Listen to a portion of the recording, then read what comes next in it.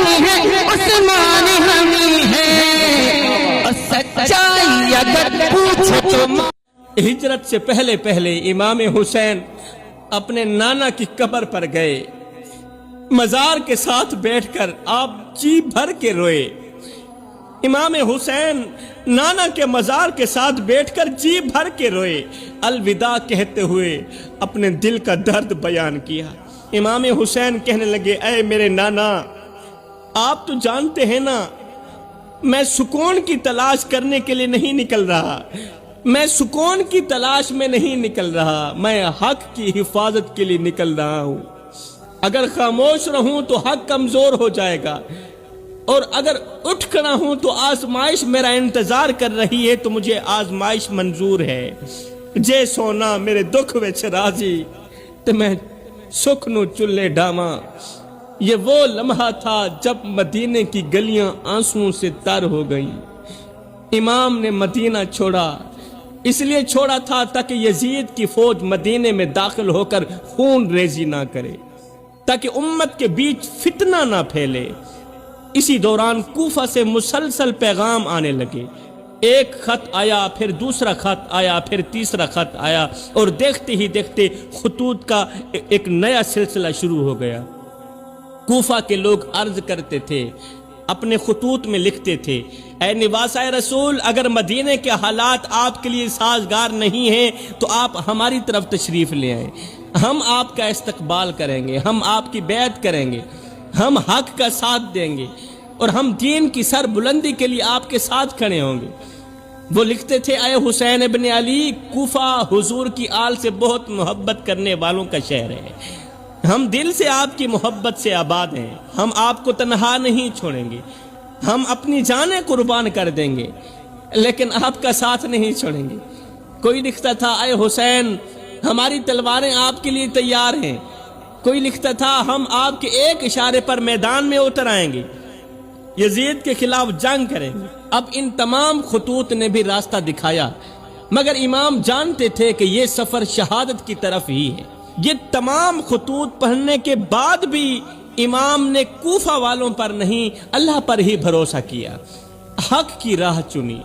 مدینے سے نکلتے ہوئے آپ کے دل میں صرف ایک ہی بات تھی کہ یا اللہ، میں صرف تیرے دین کی خاطر نکل رہا ہوں، میں اقتدار کی خاطر نہیں نکل رہا۔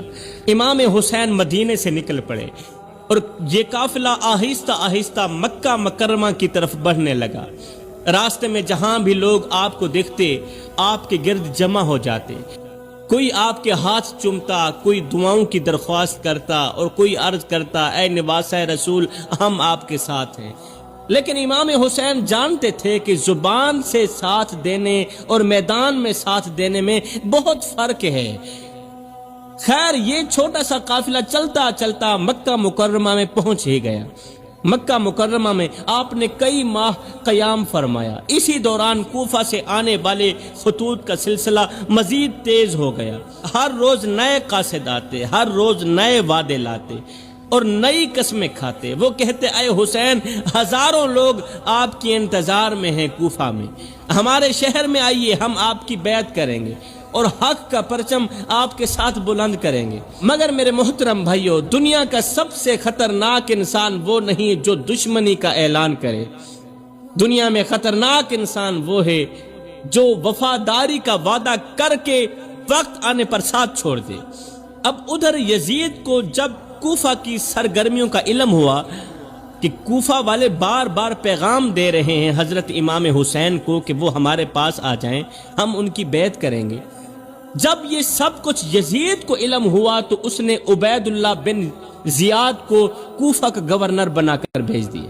عبید اللہ بن زیاد یزید کا چیلا تھا، اس کے گورنر لگتے ہی حالات بدلنے لگے، دھمکیاں دی گئیں، لوگوں کو ڈرایا گیا، جان سے مارنے کی دھمکیاں دی گئیں، بچوں کو ذبح کرنے کی دھمکیاں دی گئیں۔ عبید اللہ بن زیاد نے کہا، اگر تم لوگوں نے حسین کا ساتھ دیا، تمہارے بچوں کو تمہارے سامنے قتل کر دیا جائے گا۔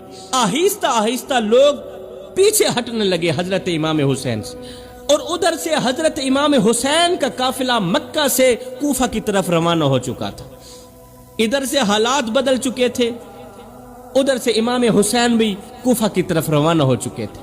راستے میں مختلف لوگوں نے آپ کو روکنے کی کوشش کی اور خبر بھی دی کہ کوفہ کے حالات بدل چکے ہیں، مگر امام حسین کا سفر صرف کوفہ تک پہنچنے کا سفر نہیں تھا، بلکہ حق پر قائم رہنے کا سفر تھا۔ دے کر حاضر پھر بھاگ جانا یاد آتا